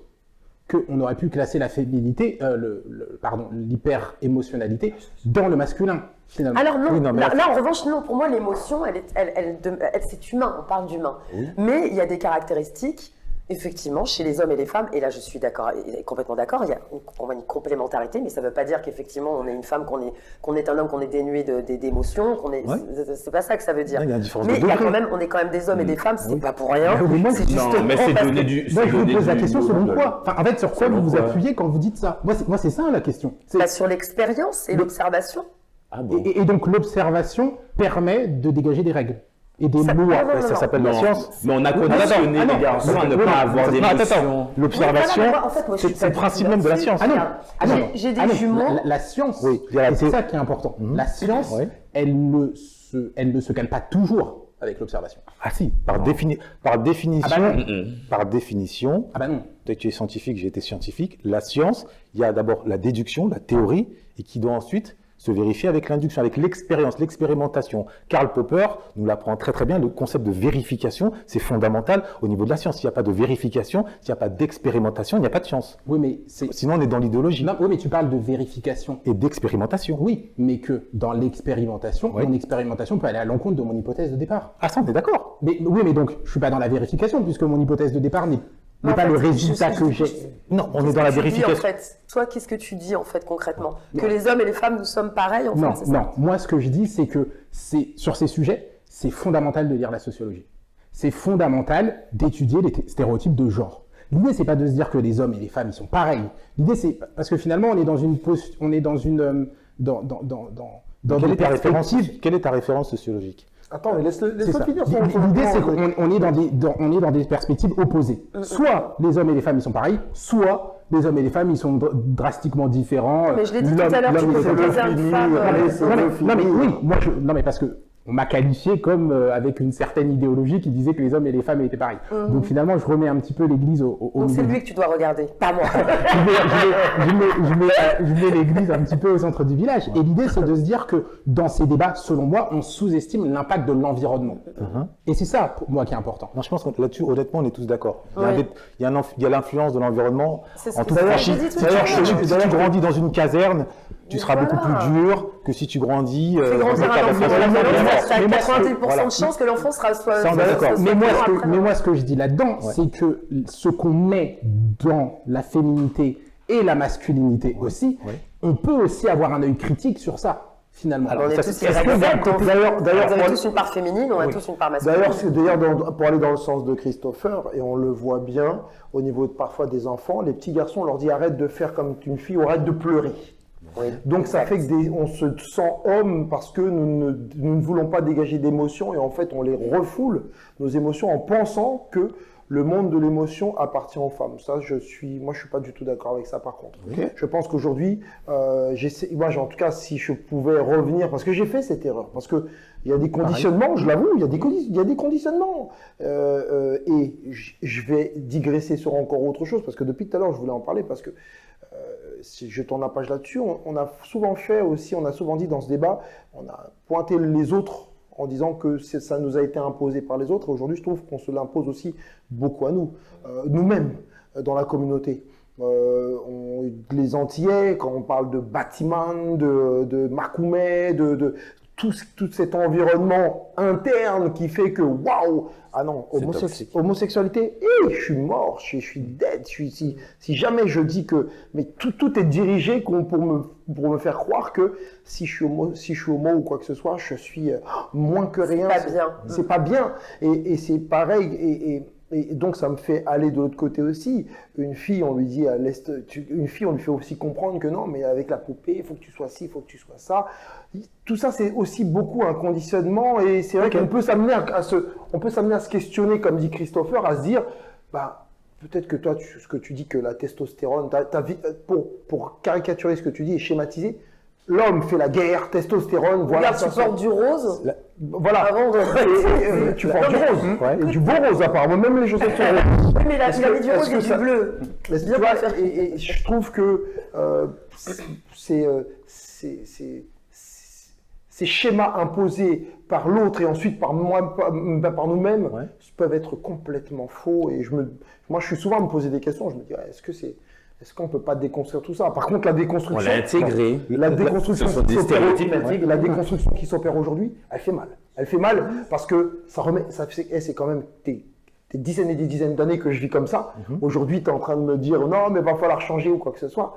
Et ça remet toute ma vie en question et là, c'est chaud. Bon, la problématique avec Pour lutter contre quoi, les solutions? Ah, merci. J'ai eu peur. Les solutions, selon moi, les solutions pour lutter contre... Mais en tout cas, avant la quelque solution. chose de très bien que vous avez balayé. Ouais. Il n'y a pas de corrélation entre les hormones et l'hypersensibilité et l'émotion. Ah ouais. Non, mais la façon... Et là, lui. Parce que je vais te dire, non, les hormones, alors là, on va parler, par exemple, on va être pragmatique. Donc les femmes sont plus sensibles et ont plus Non. froid. Pour moi, oui. Non, Regarde, nous, Pour moi, les on a- femmes sont non, plus mais je veux sensibles dire, que les hommes. typiquement, on va dire que les femmes ont une nos hormones, résistance à proprement plus dit. à la douleur Les alors, bons ovules, on que a les nos hommes. règles, on est hyper émotif, hyper émotionné, etc. C'est quelque chose que vous n'avez pas, par exemple. Ah bon? Oui, oui, non, il y a les garçons qui... Tout le monde- Mais non, tout le monde je veux me dire, dit, tu n'as pas- alors moi, je suis le... Non, mais ce que je veux te dire, c'est que... Mes collaborateurs Je qui sont m'appelle là-bas Christopher. me disent que je suis blindé Vous avez- d'émotions tout non, le mais temps. je dis, Allez, non, mais ça. attends, je dis pas que vous n'avez pas d'émotion, ce n'est pas ça que je dis. C'est faux. Je dis là, on parle de génétique, homme-femme, là, par exemple, après on va... Mais tu t'es revenir- convaincu toi-même quand t'as dit que tes règles faisaient des pics d'hormones et que Ah non, mais ça c'est changeait. pas que je suis convaincue, c'est que je le vis et que j'en ai ras-le-bol. Oui. Oui. C'est que j'en ai marre. Mais les hommes le vivent de- aussi, mais ils vont jamais l'exprimer. De la même façon- Un pic de frustration, tu n'imagines même pas ce que ça peut provoquer. Non mais attends, je provoquer. te dis pas le contraire, mais je te dis juste qu'en fait, à un moment donné, moi je me suis rendu compte, les femmes, on va être 2 semaines par mois nous-mêmes, parce que les hormones sont extrêmement fortes et tu vas réagir ou surréagir à une situation à laquelle tu ne réagirais pas comme ça si on n'était pas en pic d'hormones. Donc nous-mêmes, nous sommes féminines, de féminines ou pas féminines. Enfin, tu vois ce que je veux te Ouais, dire? vous êtes cousins, vous avez un lien de Donc, parenté ou les pas? hormones, si tu veux, non, mais là pour le coup, les hormones, enfin je suis désolée, c'est un fait. Manifestement, non. Non, c'est pas ça. Le cousin. Mais bien sûr qu'il y a l'influence des hormones sur tout ça. Là, c'est différent. Là, on parle de hyper-émotionnalité. En fait, c'est ça qui est important. C'est de dire l'hyper-émotionnalité, c'est que, Non, mais comme son nom l'indique, je suis tout le temps Mais non. dans le trop. Non. Bah, En l'hyper- vrai, non, l'idée centrale, tu peux être un qui homme et être structure super le émotionnel. sujet. Mais oui, c'est ça. Bah Ça, oui, c'est clair. l'idée qui structure, à mon sens, le débat, c'est de savoir est-ce que il y a l'idée de complémentarité d'un côté et de l'autre d'égalité. C'est ça le fond du débat. Est-ce que vous dites que l'idée de complémentarité n'est qu'une construction? Ah, j'ai pas dit ça encore une Pas fois. du tout. Ouais. C'est ça, encore une fois. Mais pas du tout.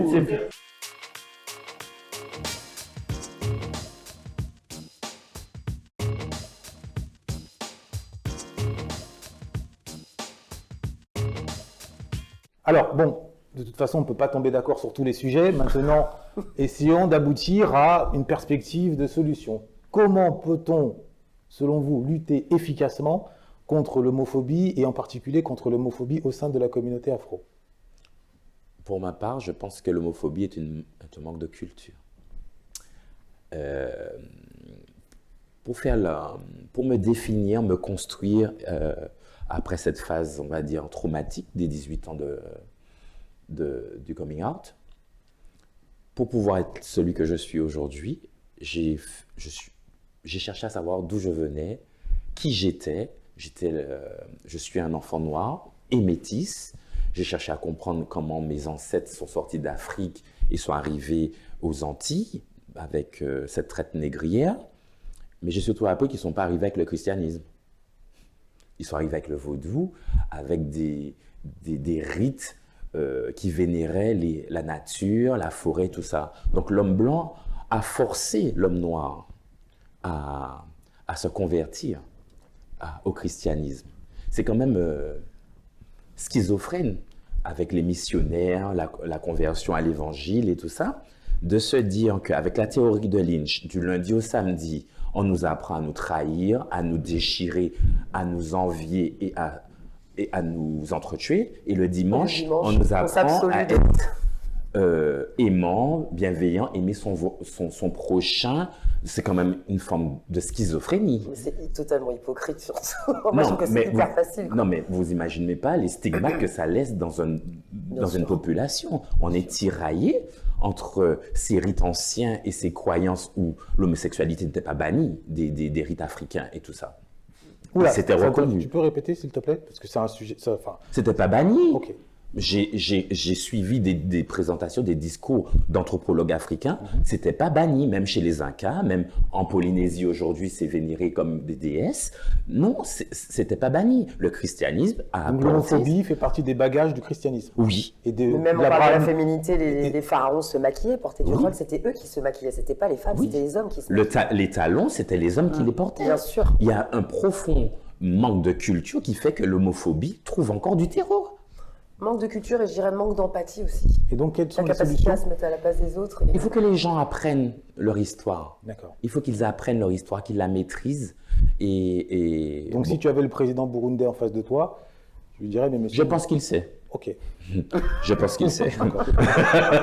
Je n'ai de quoi à faire à personne. Quand on gagne des millions, je pense qu'on peut s'acheter un peu de culture. Ok. Donc, moi, je suis pas millionnaire, mais j'investis sur mon cerveau. Donc, je pense que les gens...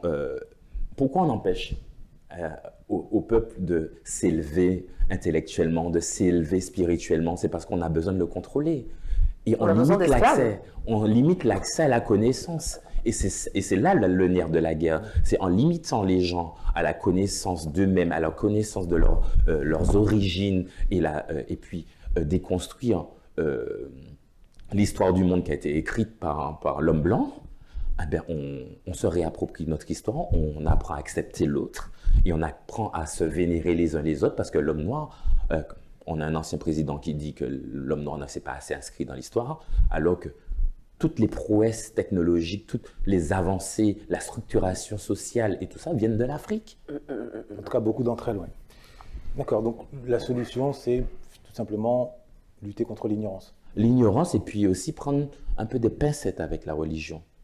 Parce que quand on regarde tout ce qui a été mené par les guerres saintes et comment les missionnaires, l'Église a eu des accords pour s'enrichir tout en sur l'esclavage. Et tout ça n'est pas mis en avant et les gens restent dans une époque moderne avec quelques bribes d'histoire et puis se font leur propre histoire. Et ce que tu dis, c'est aussi valable avec l'islam? Je n'irai pas sur ce terrain parce que je suis pas dans cette confession. Donc je n'irai pas Parce que sur ce terrain. l'homophobie, elle est présente aussi bien sur les territoires africains de confession majoritairement catholique que sur les territoires. Mais ce sont des arabo-musulmans. sociétés qui sont un peu hypocrites parce qu'elles créent des frustrations, surtout, du moins, je n'irai pas sur l'islam, mais quand vous voyez la construction de la société arabe, les garçons avec les garçons, les filles avec les filles. Donc, de ma propre expérience et de témoignages recueillis, eh ben, ils ont été victimes ou ils ont eu des relations homosexuelles en étant éduqués qu'avec des hommes. Mais même dans l'Occident, c'était comme ça. En France, fut un temps, c'était l'école des garçons, l'école des filles. Enfin, c'est pas que dans les sociétés, dans le monde arabe, musulman, arabo-musulman, peu importe. Donc, moi, j'ai vraiment l'Occident, pas ça- vécu cette époque, donc je peux pas en témoigner. Mais Non, mais là, c'est factuel, c'est l'histoire. En France, il y a 40 ans, 50 ans, t'avais les écoles pour filles et puis les écoles pour garçons. Enfin, Et encore aujourd'hui, dans certains encore établissements, aujourd'hui, même. Oui, mais je Et quand, parle. et quand on remonte plus loin, on va sur la mythologie grecque, on s'aperçoit que il y avait l'homosexualité était considérée comme Mais la norme. la norme. Oui, la mais norme. justement, j'étais dans une conférence qui m'a beaucoup surpris. Pas beaucoup surpris, mais ça a nourri ma quête de savoir et de connaissances sur ce sujet. Eh ben, les Romains, parce que l'homosexualité était acceptée et reconnue, et quand il y a eu cette vague de perte comment dirais-je, ils ont banni l'homosexualité parce que les soldats mouraient de maladies entre eux et donc ils ont banni l'homosexualité pour pouvoir renforcer l'armée et renforcer également le dogme du mariage du couple parce que les hommes mouraient de maladies parce qu'ils avaient trop de relations homosexuelles. Et donc, il y avait des corrélations par rapport à l'évolution avant Jésus-Christ, après Jésus-Christ. Et donc, ça m'a remis un petit peu la chronologie des faits. C'est intéressant ce que tu dis aussi sur les religions, qu'elles puissent être musulmanes, chrétiennes ou quoi que ce soit, parce qu'on s'aperçoit franchement que les religions mettent des cadres. Et mettre des cadres, parfois, c'est aussi te faire peur. On te dira, si tu vas là-bas, tu vas brûler sur le bûcher, ou tu n'iras pas au paradis, ou tu n'auras pas les X vierges, ou je ne sais pas quoi. Peut-on Mais- vivre sans cadre? Comment? Peut-on vivre? Une société peut-elle exister Non, tu sans peux cadre? avoir un cadre, mais les cadres ont été peut-être mal positionnés parfois. Tu vois, des fois, tu as Mal des cadres. positionné ou positionné avec stratégie. Voilà. Pour l'homme. Attends, Pour araser l'homme. Par contre, attends, je vais aussi me faire mon autocritique parce que moi, c'est vrai que j'ai eu très peur. Moi, j'ai vécu aussi avec tous ces cadres et le fait, c'est mon expérience de l'homosexualité me faisait très peur, si tu veux, parce que j'avais ce cadre. Voilà. Aujourd'hui, c'est vrai que je peux discuter, je peux travailler, on est ensemble et je pense que pour amener la solution, puisqu'on est encore ça sur cette solution-là, sur ces solutions, c'est la culture, c'est aussi se renseigner sur son histoire, mais aussi ne plus avoir, en tout cas, lâcher les peurs, certaines peurs. Il y a... L'empathie. Et parfois, Se mettre à la place. et j'ai même envie de te dire L'empathie. parfois, ces gars-là qui jouent les teufs, les refs là, bon, je vais pas être, j'ai des gens que je connais, j'ai ma fille qui est là, je vais pas être, mais parfois c'est les gars que tu retrouves au bois de Boulogne. Gars, tu les retrouves au bois de Ouais, Boulogne mais avec c'est des trans. Bon, en tout cas, moi, ce que je voudrais dire, c'est, pour moi, la solution la plus simple, c'est l'empathie, et qui est donnée à tous, c'est l'empathie. L'empathie, c'est la capacité à se mettre à la place des autres. Est-ce que j'ai envie de faire souffrir l'autre? Est-ce que moi, je serai en capacité de ne pas faire... L'empathie. Ouais, Soyons l'empathie, plus mais empathes, comme moi- je disais dans l'émission précédente, soyons plus empathes, plus ouverts, plus amour. Tu crois pas qu'on a eu peur aussi? La peur. Non, mais La justement, peur de quoi soi. Peur de Mais la peur, mais c'est la société qui t'a appris à avoir peur. s'il vous plaît, est-ce que, justement, pour revenir sur cette idée de peur, est-ce que tu fais partie des homos qui estiment que tout être humain est bisexuel, et donc les hommes sont bisexuels par nature, et c'est la société qui les a hétérosexualisés, mais que s'ils se libèrent de ces carcans, de cette construction, finalement, ils vont laisser éclore leur bisexualité qui serait naturelle, du fait notamment, comme preuve, en tout cas à l'appui, que notre point G, en tant qu'homme, se trouverait au niveau de la prostate. C'est une bonne question. Je pense qu'on est potentiellement ouvert. Parce que cet argument, tu le connais. Bizarrement, j'ai déjà eu des femmes qui ont eu de l'effet sur moi. D'accord. Ça n'a Mais pas. bien sûr. Ça n'a pas. Moi, je parle de l'autre côté. En gros, n'existe-t-il pas cette idée selon laquelle, enfin, portée par un certain nombre d'hommes homo, qui vise à convertir des hommes hétéros? Non, tu es en train de changer la question. Non, sur c'est moi. la, Non, Non, c'est tu plus la me même dis que. question. c'est la même Non, question. non, c'est pas la Non, même c'est pas la même question. Tu question. m'as dit qu'on porte l'idée de vouloir convertir les hommes hétéros en gays. Partant du principe que Non. tout homme hétéro serait un Non, est-ce qu'on n'est pas tous bisexuel féminins masculins? C'est ce qu'on Bah, disait. c'est ce que Oui, disait. mais tu as ajouté c'est que ce je veux disait- convertir des c'est hommes. ce que disait Moi, je Mbé. pense C'est qu'on pas est tous- non, pareil. c'est moi, très On a honnêtement, je besoin pense qu'on est de- tous Non, non, non. bisexuels. Regarder en Voilà. prison, c'est vrai. Là, par contre, on C'est peut y ça que aller tu veux dire. clairement. Moi, je pense qu'on est tous bisexuels Oui. et qu'il y a une part de féminisme. Non, mais c'est dangereux sa question parce qu'il voulait me faire dire que j'étais là pour convertir des hommes hétéros. Non, Il a- en fait, ce qu'il disait, il a- c'est qu'il y en a. Non, pas toi. Non, mais ça, c'est un autre débat. Non, mais c'est le même. Non, le débat de fond, c'est pas à mon sens, hein, parce que j'ai déjà été Non, mais amené c'est à vrai qu'il y a discuter. beaucoup de- J'ai déjà été amené Non. à discuter avec certains homosexuels qui m'ont dit, un peu comme pour te C'est dire. un challenge, en fait. Voilà. Mais ça, j'ai plein d'amis gays, Voilà. c'est vrai. Parce que Merci. moi, Alors, mon mec, chaque à fois chaque que fois, tu m'exprimes, on a l'impression, Mais c'est vrai, mais c'est comme un C'est challenge, c'est incroyable. un jeu. Et je trouve que Merci. la communauté homosexuelle cuisine, hein, c'est ta est cuisine. plus hyper sexualisée. Le sexe est vraiment un sujet prédominant. Pourquoi? C'est pas prédominant, c'est juste qu'on a interdit à la femme d'exprimer sa sexualité, de l'explorer.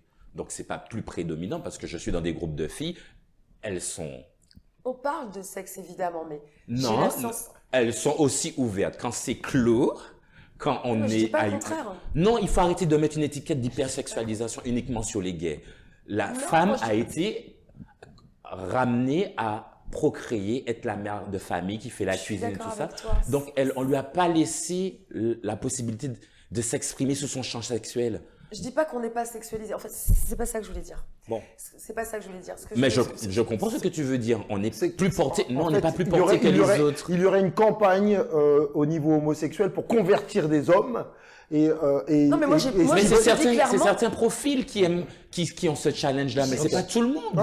Mais J'ai moi, je 50% pense de profondément mes qu'on amis est qui sont bisexuels. Ah ben tous. voilà. Moi merci. aussi, je crois Bah, aussi. donc ça revient. Ok. très Non, bien. ça revient pas à dire qu'on veut convertir tout le monde. C'est dangereux ce Non, que tu par dis. contre, c'est pas ça. Non, C'est cette dangereux. corrélation, elle est. moi Non, aussi, je tu suis fais pas des d'accord avec raccourcis qui sont dangereux. C'est vrai. Donc- Pourquoi dangereux?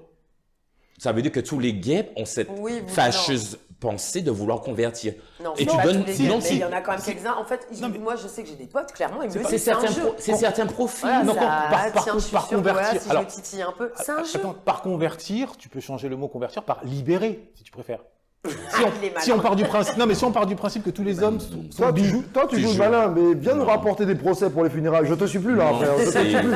c'est- Toi, tu fais ce que tu Il y a veux. pas- hein. On va le Toi, tu- convertir avec le petit doigt déjà. Non, mais seulement. le gars, Non, mais je vais te dire, regarde. libéré. Factuel, je pense qu'on est tous. Je me suis dit, mais les hommes, Mais non, ils sont. on est tous féminins, masculins, voilà, Oui. machin. Pour moi, on est tous. Déjà, il de faut facto l'accepter. bisexuels. Mais un homme, quand il aime un doigt dans les fesses, ne pourrait considérer, dans ces cas-là, on pourrait considérer ça, dans ces cas-là, Hein, comme Philippe de la pseudo. il y a quelque chose à dire là-dessus. Ah, tu es. Alors que pas du Tu vois, tout. là, Non, mais on c'est est pas ton d'accord. rôle de Tu vois, grosse vêtue. dans le Là, fond. Christophe, il a dit, je ne Mais fais Christophe, pas on l'entend plus, on hein. l'entend plus. Non, mais c'est vrai que là. Non, mais là- tu vois ce que je là, veux dire, un là, ça homme, déborde, combien ça d'hommes déborde. Non, mais ça déborde. soyez honnêtes, Ça déborde, ça déborde. Vous êtes faut arrêter. 4, Ouais. vous êtes 4 Ouais. qui, soyez honnêtes. Tu vas, non, Qui- stop, tu te tais là. Tu vas pas plus loin. Tu vas pas plus loin. Toi, tu vas pas parce plus que loin. t'as ta fille. hein. Toi, tu vas pas plus Mais loin. tous les trois là, qui potentiellement va aimer, va pratiquer effectivement le sexe Coupez, anal. coupez. J'arrête. Et là, on va non mais soyez Est-ce que honnêtes. toi, tu vas répondre si on te pose la Mais question? bien sûr, je vais répondre. Comment? Mais bien sûr, je vais répondre. Moi, je le dis que je pense qu'on est fondamentalement tous bisexuels. Voilà. Oui. Bon, Mais est-ce que tu aimes le plaisir anal aussi? Alors moi, j'aime pas trop perso. Voilà.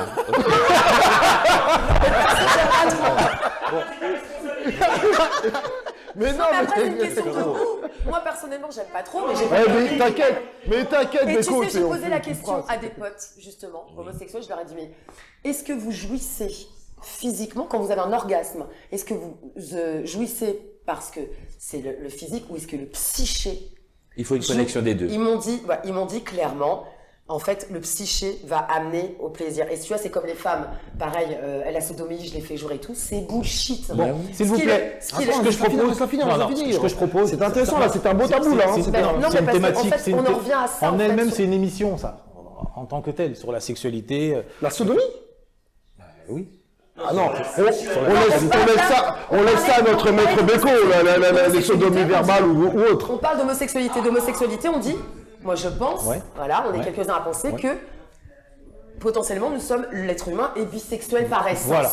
De facto, là je parle à des hétéros purs et durs Ouais. tels que vous le représentez tous les deux, je Ouais. crois en tout cas, Ouais. que effectivement, ne pourrait-on pas penser dans ces cas-là que vous, dans cette part de bisexualité, elle est avérée par le fait que vous aimez avoir un petit doigt dans les fesses de temps en temps quand vous avoquinez avec votre femme. Et quand tu dis vous aimez, tu parles à qui? Attends, Lisa, Lisa, Non, mais- Bon, moi je Faut être prends honnête, je prends un verre de c'est pas Zibo, pareil, quoi. je prends un verre de Zibo. Ouais, Le Zibo, ça Zibo-toi, passe, ça Zibo-toi. marche plus mieux. On va dire que les hommes se défilent. Non. Avec le Zibo, c'est mieux. Moi, personnellement, je vais te répondre de façon la plus claire possible avant d'achever, de clôturer ce débat. Je serais né dans les années 2000, peut-être que j'aurais exploré. Parce qu'il n'y avait pas cette influence hyper viriliste dans laquelle moi j'ai grandi, Wu-Tang Clan, toute cette attitude qui... Mais ça n'a rien à voir avec ce qui se passe dans ton lit. Mais apparemment, il y a des ramifications.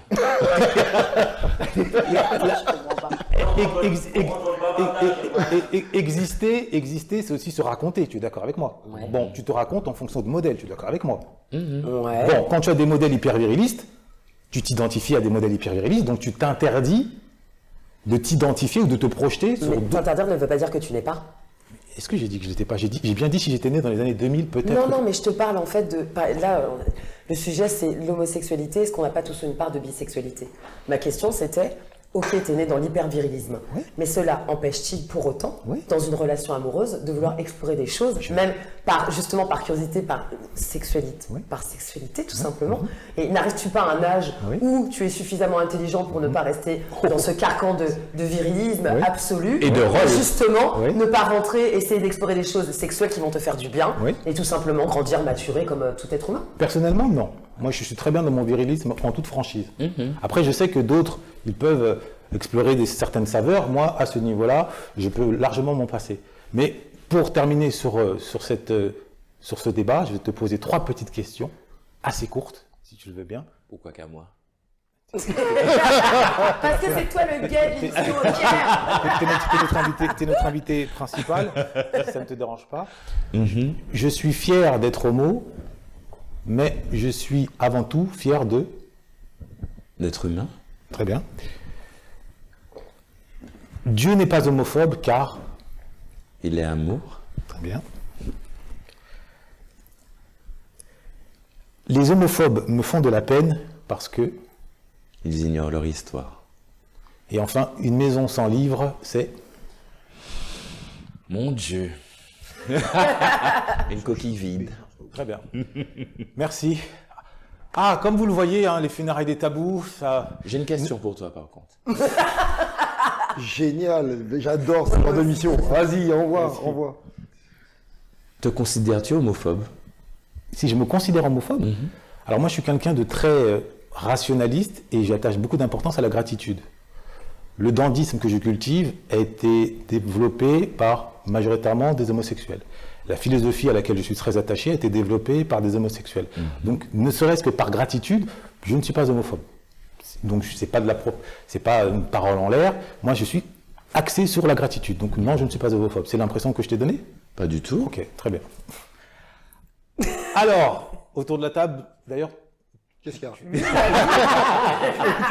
mais il a été honnête, Philippe, il l'a dit que fut un temps, c'était compliqué pour le rapport à l'homosexualité. Non, en fait, j'avais des peurs, et c'est vrai que des peurs de par un certain format, un formatage, si tu veux, et qui faisait que, waouh, tu savais pas comment appréhender cela. Maintenant, aujourd'hui, effectivement, les médias, tout notre environnement externe, il y a pas une banalisation, mais en tout cas une normalisation, si tu veux, de l'homosexualité. Donc, tu peux évoluer maintenant avec... et en plus, j'ai horreur de l'injustice. Je trouve que, autant que pour les femmes, le combat des femmes, que le combat des homosexuels, parfois...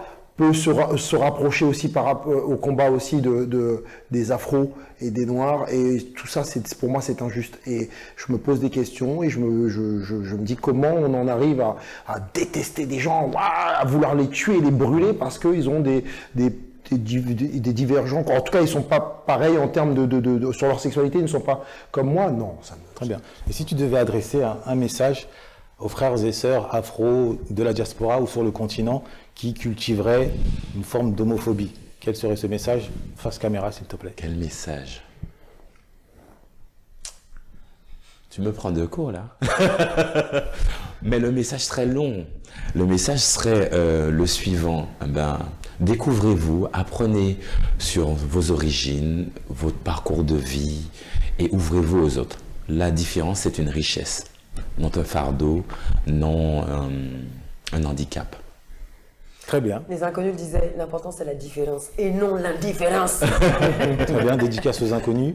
Un message à adresser?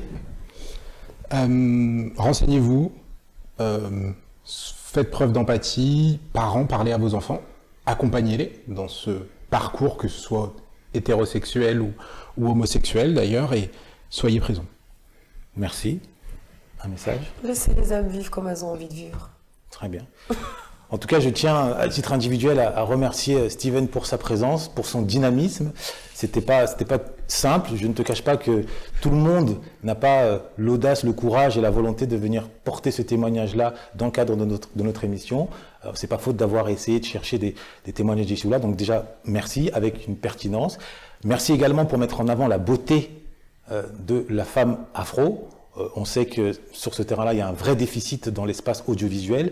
Donc tu prouves que tu ne penses pas qu'à toi, que tu penses aux autres au sens large. Donc c'est vraiment, je te tire mon chapeau. Voilà, les funérailles des tabous, comme vous le savez, on met en avant, à travers tel ou tel débat, tel ou tel tabou, des parcours d'excellence. On prend un peu de pincette, diplomatie oblige, mais on essaye tous ensemble, d'aller en profondeur, même si on n'a pas la prétention d'être des spécialistes. On sait que tout seul, on a beau aller vite, mais c'est ensemble que l'on va loin. Et c'est surtout ensemble, autour d'une table, que l'on va loin et au-dessus de notre émotivité autodestructrice, là où nous attend notre accomplissement. Les funérailles des tabous, c'est votre émission. N'oubliez pas de liker, de partager, de commenter de façon constructive si possible. On vous dit à très bientôt. Chers abonnés, chers frères, chères sœurs, au nom de toute l'équipe des funérailles des tabous, je tiens à vous remercier le plus chaleureusement du monde. Vous avez su répondre au présent, et de quelle manière? à notre appel à participation, qui n'était rien d'autre en définitive qu'un appel à contribuer à ce devoir collectif qu'incarne cette émission. Aujourd'hui, nous avons pris conscience qu'il en va de notre liberté, il en va de la stabilité que vous nous apportiez votre contribution. Que ce soit de façon ponctuelle ou de façon mensuelle, elle est et elle restera la bienvenue. Je vous encourage à rester connectés, à rester concentrés et à garder à l'esprit que tout seul, on a beau aller vite, mais c'est ensemble que l'on va loin. Et c'est par-dessus tout ensemble, autour d'une table et en se serrant les coudes, que l'on va loin et haut, là où nous attend notre épanouissement collectif. À très bientôt. Chers amis et membres de la famille des funérailles des tabous, les funérailles des tabous ne se contentent pas d'être une émission. Elle incarne un hommage vibrant au passé de nos ancêtres afro, une lueur d'espoir pour le présent de nos compatriotes et une sauvegarde cruciale pour l'avenir de nos enfants. Aujourd'hui, nous vous adressons un appel du cœur. Nous devons être les gardiens de notre histoire, les narrateurs de notre propre récit. Les médias traditionnels ne le feront pas pour nous. Ils ne montreront pas la beauté de notre communauté sous sa véritable lumière. C'est à nous, pour nous, que les funérailles des tabous s'efforcent de redonner une voix, une représentation authentique et positive. Nous avons donc besoin de votre soutien financier. C'est une invitation à la mobilisation. C'est en unissant nos forces et en faisant preuve de solidarité financière que nous commencerons à écrire une nouvelle page de notre histoire. Car c'est ensemble que nous construirons un média plus équitable et fidèle à la richesse de notre communauté afro.